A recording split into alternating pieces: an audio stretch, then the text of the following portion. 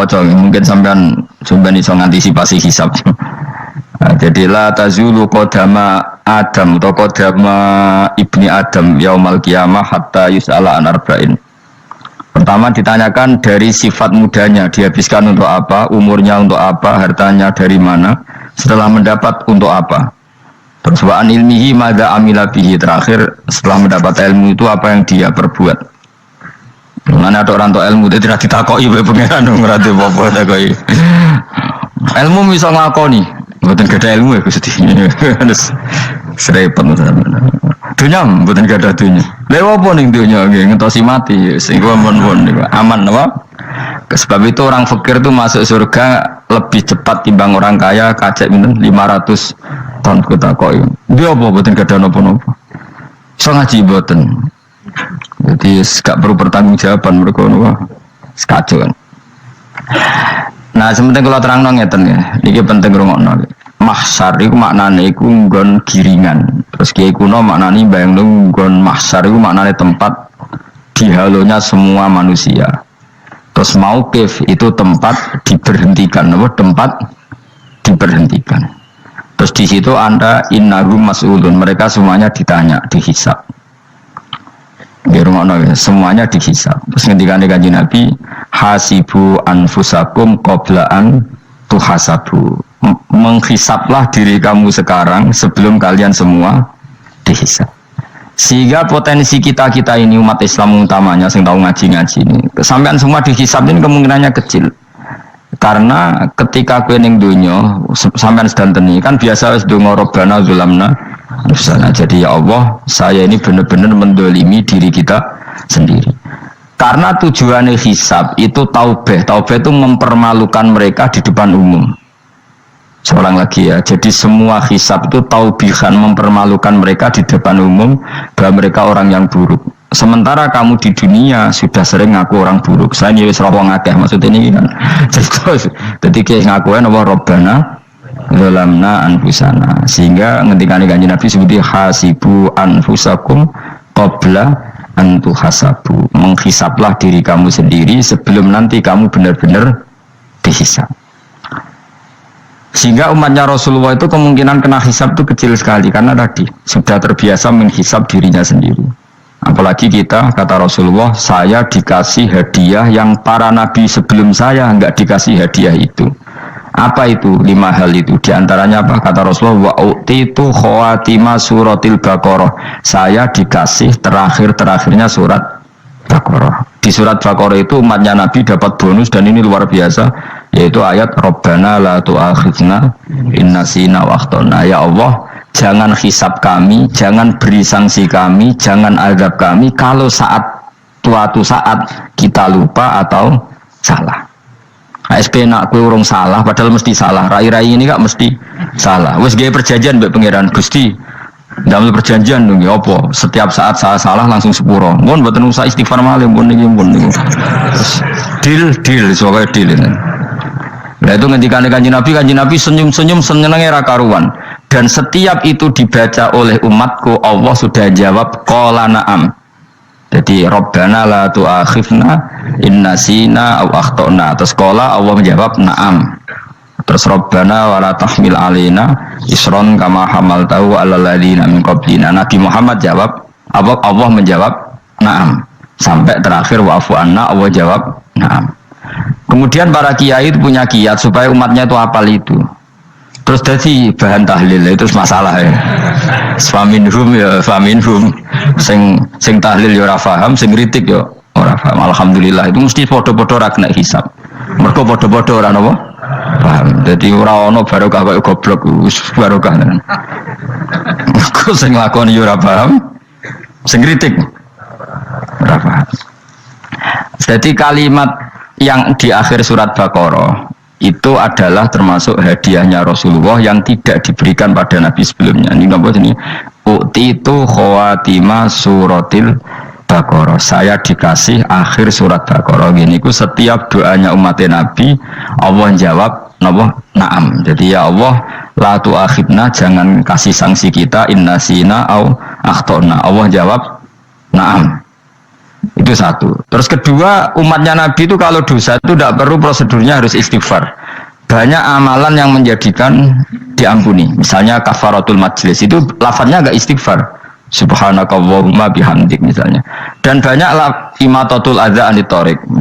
Misalnya Nabi pernah cerita ada seseorang yang nakal, kemudian gara-gara menyingkirkan diri di jalan yang ganggu orang lewat, kemudian Allah memaafkan. Ada yang dimaafkan karena ngombeni anjing, macam-macam. Kemudian ngombeni santri,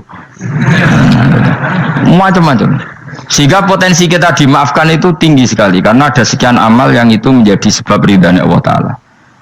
Malah kalau dalam dunia wali itu ada seorang wali mau ngarang kitab, kemudian tintanya itu diminum lalat, dia membiarkan tinta itu sampai lalatnya sampai kenyang, kemudian gara-gara itu dimaafkan oleh Allah Subhanahu wa Ta'ala. Banyak sekali. Sehingga potensi kita dimaafkan tinggi. Terus turus, jadi orang rasani wong enggak macam-macam. Ibu insya Allah disepuro pengiran. Jadi orang wali, jadi wali mereka kakean apa? Turu, ditakoi. Kenapa kok turu wong wali? Bukan siap roh dunia Gusti. Kenapa? Dunia rusak tok, patok bukan roh Gusti. Lah iku yang mari swarga napa? Ya swargane wong turu ya kira-kira dot. Tapi jadi umat Nabi itu luar biasa. Makanya saya yang heran nih kalau ada orang alim bikin gerakan terlalu tenanan itu keliru. Biasa mawon. Turu ya ibadah, wae agar gak zina, gak maling, wae agar gak nglakoni dosa gedhe ini sanggep bae napa? Ibadah. Karena tadi Rabbana la tu'akhidna in nasina wa akhtana. Terus Allah jawab na'am. Sehingga kiai-kiai itu takut orang itu lupa, terus dimodifikasi sedemikian rupa jadi wiridan. Tapi alhamdulillah kok banyak yang kritik. Jadi ya biar seimbang, loh. Seimbang kepada alam demokrasi. Jadi kalau agak kecewa ambek sing kritik, mereka insya Allah rapati paham masalah usul ini.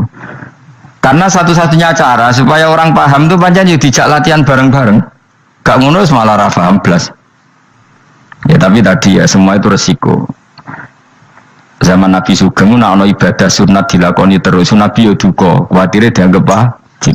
Tapi nek ora dilakoni blas Nabi yo duka, wong sunat ora tau dilakoni. Jadi sudah alhamdulillah sekarang ana sing ngritik, ana sing setuju biar seimbang no. Wong padha ora paham wae to. Padha paham. Padahal makna ayat itu luar biasa. Rabbana la tu'akhidna in nasina wa akhtana. Terus kedua, Rabbana wala tahmil alaina isran kama hamaltahu alal ladina min qablina. Ya Allah, jangan beri beban kami sebagaimana engkau memberi beban kepada orang sebelum kami. Dulu itu kalau ada orang yang salah, itu harus dibunuh oleh orang yang tidak salah. Liyaqtulal bari'u minkum al-mujrima. Supaya yang tidak salah membunuh yang salah. Sehingga ketika umatnya Nabi Musa menyembah anak sapi, ijel itu, apa kata Allah? Fatubu ila bari'ikum faqtulu anfusakum. Kamu syaratnya tobat harus saling membunuh, yaitu orang yang terbebas dari dosa itu membunuh yang tidak dosa. Masyhur itu. Terus Allah mengirimkan mendung yang pekat terus gelap. Ketika gelap itu yang al-bari yang enggak dosa mengeksekusi yang dosa. Sekarang kan enggak, paling takam KPK berarti penjara mulai suka sisa korupsi jaga. Jadi penak lah pokoknya zaman akhir itu penak. Pemenang saya KPK ini mulai disoal, jadi aman lah. Sebuah sing bener di aja nih ya sing bener ya pangeran. Misalnya rasa KPK lah nak kita takwa ya rasa korupsi. Kalau KPK dilemahkan nanti yang korupsi marah. Lah masih orang KPK lah nak di pangeran kan ya aman karena korupsi. Itu aneh-aneh wae. Kowe wong mukmin kok bakas ngono. Sementing iku nak kowe wedi pangeran kan ra usah polisi, ra usah KPK wis tetep ra usah dosa wong wedine mbek pangeran. Nah, kecuali ra usah pangeran ateis, itu masalah. Ya, tapi kan omongan ini gak populer, padahal bener. Nah, aneh. Jadi karep penggung ini terbebas korupsi nak ono KPK, urip makmur nak ono menteri kemakmuran. Pokoke kabeh kowe mbok gantungno pejabat negara. Mengene tau hitam jeblok, sak jeblok-jebloke. Misalnya rasa sejahtera, saya menteri sosial harusnya gini-gini. Ngono korupsi salah KPK. Ngono ono ra keamanan salah polisi. Senengane nyalahno wong. Gue sekali-kali nganggo tauhid. Nah ono adab iku mergo dosa yang sudah kelewat. Ya tapi kan gak mungkin ngomong bernegara gitu. Tapi atas nama iman bahasa kita seperti itu. Kalau atas nama bernegara emang kita butuh polisi, butuh tentara, butuh KPK. Tapi atas nama iman ya tadi kalau kita diberi sanksi Allah itu rata-rata dari bima qaddamat ya daga itu pasti ada salah yang pernah Anda lakukan. Ya, tapi sudah lah di zaman sudah seperti ini. Sanut ya, anut umum wong akeh. Kalau terang nomale masalah hisab ya, hasibu anfusakum qabla antu hasabu. Kamu menghisaplah diri kamu sebelum kamu dihisab. Misalnya saya sebagai ulama, tentu hisab terberat saya itu kitmanul ilmi, menyembunyikan apa? Ilmu. Karena ilmu kalau disembunyikan tuh bahaya sekali. Bayangkan di alam fisik. Misalnya ada orang berkebutuhan pada kemaksiatan, terus di situ ditulis bar, karaoke misalnya. Orang bisa ke sana karena ada tulisannya, ada WA-nya, ada alamatnya. Kemudian ketika Anda bisa Fathul Qorib, tidak ada tulisannya. Harusnya Anda juga nulis ahli Fathul Qorib, ahli Fathul Mu'in, nah, atau ahli Jal-Jalut, tulis saja. Ahli Rimbon. Enggak apa-apa, tulis saja. Penerus Ronggo Warsito, tulis saja. Zaman gendeng, naramelok gendeng, keduman, tulis saja. Tapi barokahnya tulisan itu kan orang bisa tahu. Makanya kenapa banyak orang sufi yang sudah menyembunyikan diri, wananya nakal-nakal karena dia disalahkan Allah karena menyembunyikan ilmu. Saya itu orang yang senang tertutup kecuali masalah ilmu. Saya mau mengajar terbuka seperti ini. Karena tadi awal dari dikenalinya kemakrufan adalah dimaklumatkan. Awal dari dikenalinya keburukan juga karena dimaklumatkan. Betapa celakanya kalau kemungkaran dimaklumatkan sementara kebenaran tidak dimaklumatkan. Makanya Mbah Mun itu sampai berfatwa, Mbah Mun guru saya itu, nak ono masjid ora ono menarane Mbah Mun duka. Masjid kok ora ono menarane, wajib ono. Dulu saya iskal, kenapa menara jadi wajib? Tapi setelah saya tambah angan-angan, secara fikih jelas tidak wajib. Tapi coba bayangkan, misalnya ada bar lampunya tinggi, orang dari jauh tahu itu bar, sehingga kalau mau maksiat misalnya ingin ke sana. Sekarang misalnya masjid gak ada menara, ada orang ingin sholat, orang masjid tahu orang. Tapi baru kayak ada menaranya kan, tahu. Intinya semua kebaikan itu harus dimanarohkan. Makanya manaroh itu dari kata nur, dimenarakan, dari kata nur, dari kata dicahayakan, dimaklumatkan. Sehingga mulai dulu lama itu meskipun humul itu menyembunyikan diri. Tapi kalau masalah ilmu mereka membuka diri. Nah, coba kalau misalnya ngaji seperti saya ini, saya tidak terang-terangan jadi orang alim. Sebetulnya nggak baik. Kalau kamu ujub, sombong, aku orang alim itu tidak baik. Tapi kalau kita kan tidak karena ujub tadi, harus memaklumatkan. Coba berapa bapak-bapak yang tertolong nyari bidan ketika istrinya hamil, gara-gara tulisan karena yang nolong itu bidan, ya kan, dokter gigi. Atau kalau nggak dokter, ya ahli gigi. Ahli gigi itu yang dipasang tanpa medis itu. Nggak kamu menjadi tahu karena apa coba? Tulisan kan. Tapi kenapa kebaikan tidak seperti itu? Harusnya sampean itu tulis saja. Misalnya sampean nggak alim saja, maklar orang alim. Siap menyalurkan ke tempat-tempat orang alim. Coba TKI tenaga kerja itu, mereka tahu Korea, Hongkong karena tulisan penyalur tenaga kerja. Tulis saja rumah kamu penyalur ke orang alim. Nanti antar ke beduan. Kalau ada orang tanya, maksudnya gimana? Kalau butuh orang alim, tak antarkan. Oh itu sudah, itu kalau se-Indonesia, oh, itu luar biasa. Jadi yang ngajinya dulu Fathul Qorib sampai bab sholat itu saja, ahli Fathul Qorib sampai bab sholat. Tulis saja dalam kurung pemahaman pas-pasan. Lo coba dokter itu kan fair. Kalau ilmunya pas-pasan tulis dokter umum. Kalau dia merasa pinter dokter spesialis. Dan itu menjadi orang tahu. Tulis saya kan ke ahli saraf. Nah, lo buatan guyon itu betul. Makanya saya ini termasuk orang yang menyembunyikan diri. Tapi kalau bab ilmu enggak. Sehingga nyun saya tidak sombong, banyak gus-gus alim yang ngaji saya Jamul Jame, ngaji mahal. Padahal itu kitab tersulit di pondok. Tapi gara-gara saya sering cerita, saya pernah ngaji Jamul Jame sama Mbah Mun, saya pernah mentakriri kitab ini. Nya banyak yang ngaji saya. Kalau tambah itu kan mereka tidak tahu. Ya sampai nggak apa-apa kalau menyaingi saya, tulis saja di rumah kamu ahli Jamul Jame. Baru diparani ahli apa, ahli jilid. Maksudnya kalau kitab kamu rusak bawa sini. Ya enggak apa-apa. Nah, sehingga syarat utama jadi nabi itu sebetulnya memaklumatkan din kiri. Ya saya ulang lagi. Pertama nabi jadi nabi syaratnya apa? Memaklumatkan. Sehingga pertama beliau jadi nabi naik gunung Sofa, kemudian ya maksara Quraisyin halumu ilayya, wahai orang Quraisy kesini. Terus nabi mulai manggil satu-satu, ya bani Abdi Amanaf kesini, ya bani Fihr kesini. Terus saya ini adalah an-nadhirul mubin, saya sekarang diangkat jadi nabi. Terus Abu Lahab marah-marah, tabbannaka ya Muhammad alihada jama'tana. Muhammad kamu itu orang sial, kita enak-enakan tidur gara-gara kamu manggil kita datang, ternyata hanya untuk urusan seperti ini. Makanya terus ada tabbat yada abi lahabi watab. Tapi yang iman kemudian tanya, Muhammad kalau kamu setelah jadi nabi misinya apa? Saya diutus Allah untuk kamu menyembah Allah, tidak boleh menyekutukan Allah, dan Allah memerintahkan kamu afaf itu meninggalkan zina, meninggalkan maling, gini-gini. Coba kalau Nabi tidak memaklumatkan diri, jadi Nabi sekelunak-kelunus ketemu wong monggo nggih. Ada temu dia nggih. Sengerti nak Nabi ku sapa sih?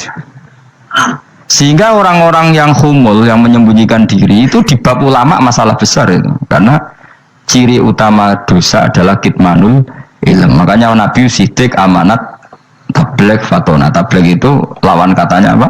Kitman. Makanya saya ngaji di mana-mana, saya di Jakarta ngaji, di sini ngaji, di Pasuruan ngaji. Harus dimaklumatkan ilmu. Dan kalau ada orang tanya ya tak jawab. Saya itu kitab yang paling aneh di pesantren, misalnya yang mulai aneh lah, gak Jamul Jami'. Saya sampai sekarang masih ngajar Jamul Jami'. Kitab yang aneh. Macane lagi roh judulnya pusing. Jamul Jawami', kumpulane pira-pira kumpulan. Dadi ilmu apa ae ana ning kono. Sing gak ana ilmu dukun, mboten enten. Ilmu carane bodoni ora ana. Ning kono mau carane mlebu swarga tok. Mane potensi kula mlebu swarga itu tinggi sekali. Cara sing model piye duwe. Dadi mun. Dadi cara sing model piye duwe. Dadi cukup banyak napa? Cara. Sampe nek di cara sitok orang mesti kula nu gak ada cara kathah. Dadi nek dari cara iki mentok ganti cara iki mentok. Ya terakhir paling gampang cara nganggo fadhole pangeran. Iku kena mbok tiru. Pokoke mbok swarga nganggo fadhole pangeran. Masalah utama kita sebetulnya itu. Makanya saya tidak pati cocok sama orang sufi itu. Kebenaran itu harus dimaklumatkan. Sementara orang sufi itu ingin menyembunyikan diri. Itu kalau untuk yang alim itu tidak bagus. Wong kita saja tahu itu dokter atau bidan karena tulisan. Ini bidan, ini dokter. Dan mereka jujur, dokter umum, dokter spesialis. Dan coba misalnya di kota, kamu tulis saja penyalur kebaikan. Orang yang ingin mondok, pondok pilihannya ada, Sarang ada, Pelosok, Lirboyo. Kalau saya ke sana gimana? Saya kenal busnya, tak keren, juga ada penyalur. Kalau orang bisa tersalurkan ke Korea, ke Korut, ke Jepang karena tulisan, kenapa tidak banyak orang tersalur kebaikan karena tulisan? Orang mau kelunak orang jelas. Meskipun nanti ditawari orang, mesti tulis sih ahli takrib, cuma guyu, ahli fathul qorib sampai bab sholat. Tulis saja jujur, maaf tapi hanya sampai bab sholat. Tulis saja, ada maafnya barang, maaf tapi sampai bab sholat. Enggak apa-apa.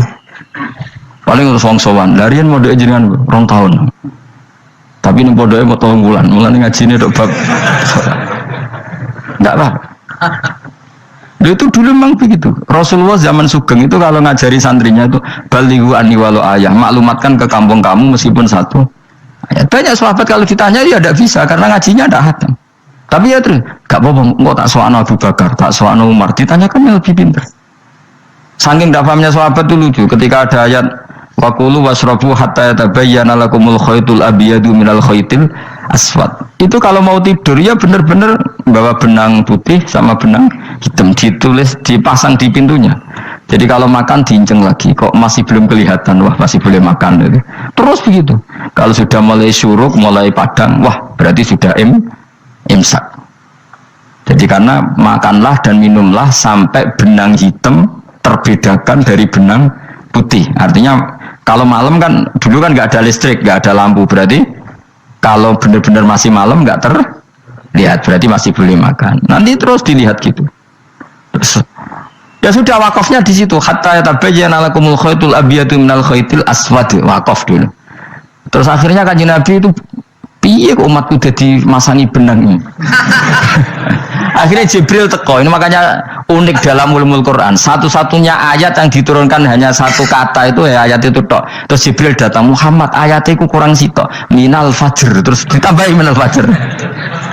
Jadi minal fajr itu unik. Ada Jibril jauh-jauh dari langit. Iku mau nurun apa?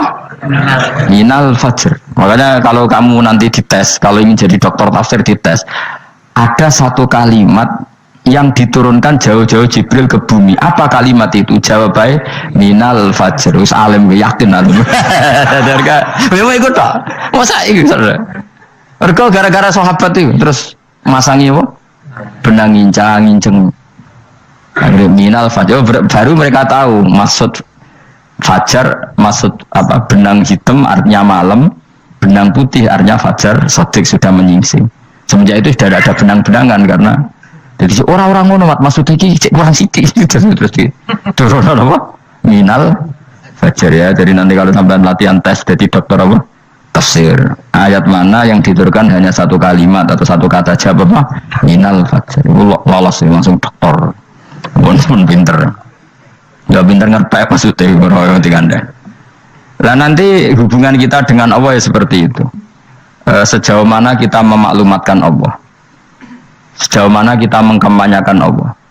Saya berkali-kali bilang, saya kemarin kan di Korea itu sebetulnya saya yakin hanya doa saya sering berdoa, ya Allah Engkau dipuji di langit dan di bumi. Lalu kalau di bumi ateis itu caranya kayak apa?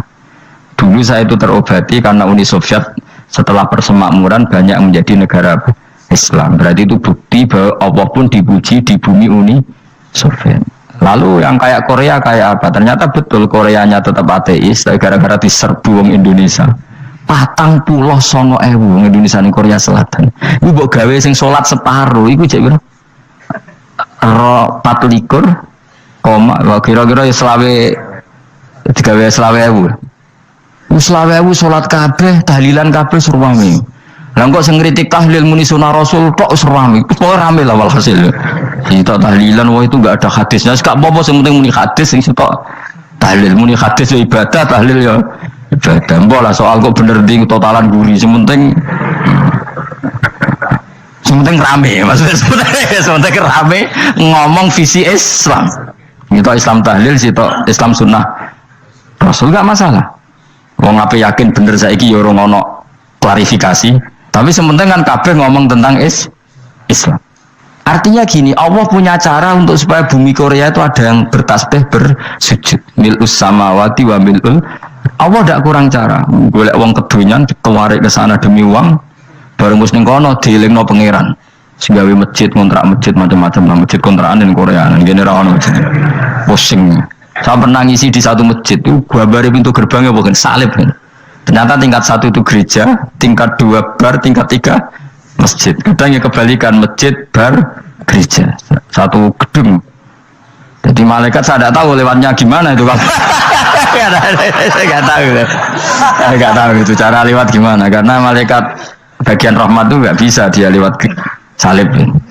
Tapi dia harus menulis ganjaran yang sholat. Nggak tahu saya lewatnya dari mana karena itu. Ya tentu dia punya cara lah, tapi yang jelas dia agak bingung ini gimana. Itu pernah yang tingkat 2 itu bar pas aktif. Ada santri yang ya pekerja imannya pas-pasan. Kalau nanti gus badi Jumatan, mlebu bar pas aktif, wae wong ayu. Meh wera Jumatan, mereka mau tingkat 2 bar, tingkat 3 masjid. Itu ono khutbah yang barnya tetap main, ada bar yang masjidnya tetap khutbah. Itu masuk bar. Sudah Jumatan pun yang gini wae.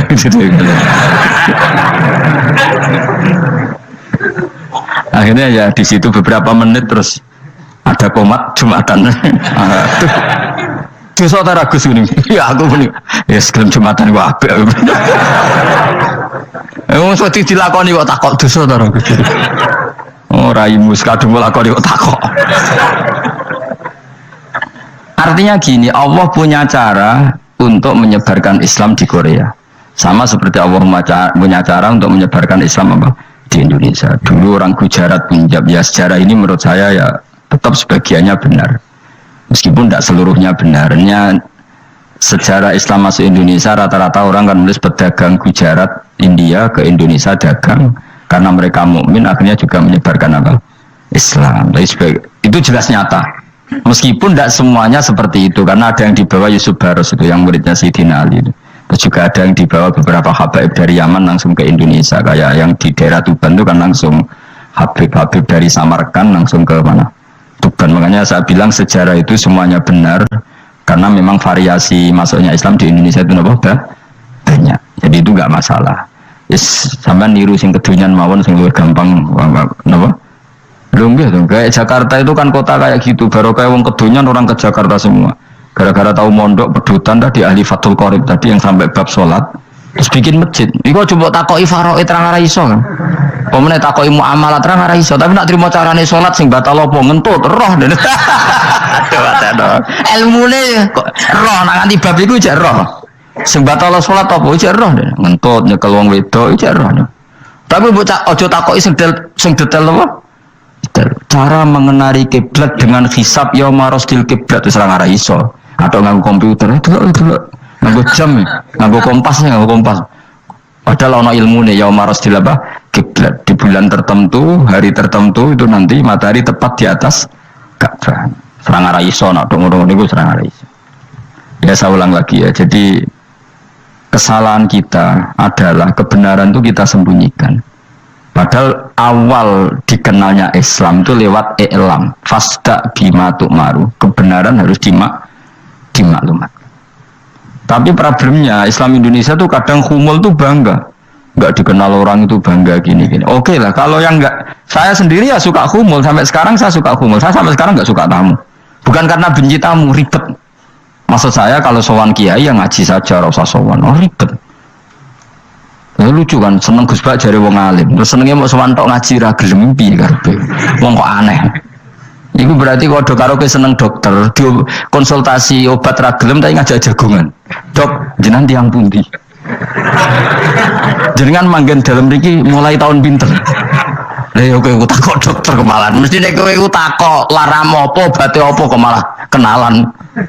Pindah Jogja tahun pinten, Dok ya? Dan jenengan kawin mriki tahun pinten?